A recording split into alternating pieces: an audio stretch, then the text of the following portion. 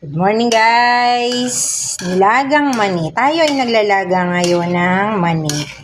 Alam niyo po ba ito, ang kilo nito ngayon ay 50 pesos. Tapos, ang sabi po, kapag tayo ay maglalaga ng mani, di ba yung iba, hindi natin nga ma-perfect. Ako, hindi ko to talaga ma-perfect yung paglalaga nito. Masyado siyang lumalambot.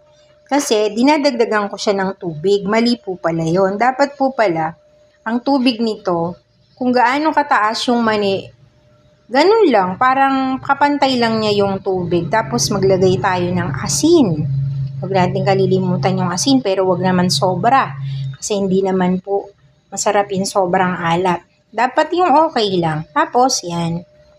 Nakikita nyo, kumukulo na yan. Yan, iintay-intayin lang po natin siya. Siguro sabi niya mga 15 minutes, yun, pwede na tayong tumikim. Tapos, makikita natin yan kung iyan ay luto na. Pero ito, palagay ko, hahanguin ko na po ito kasi, mahigit na tong 15 minutes. Sabi, 15 minutes lang daw.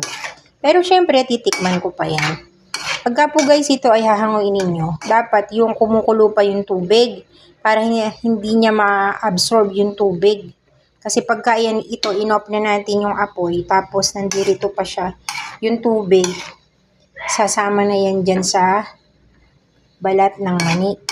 Kaya kinakailangan po, bago natin i-turn off yung ating apoy, kailangan po hahanguin na natin yung ating mani. So, yan guys ang nilagang mani. Bagay na bagay kung kayo ay mag-movie marathon. So, guys, sabay-sabay nating tikman mamaya ang ating nilagang mani.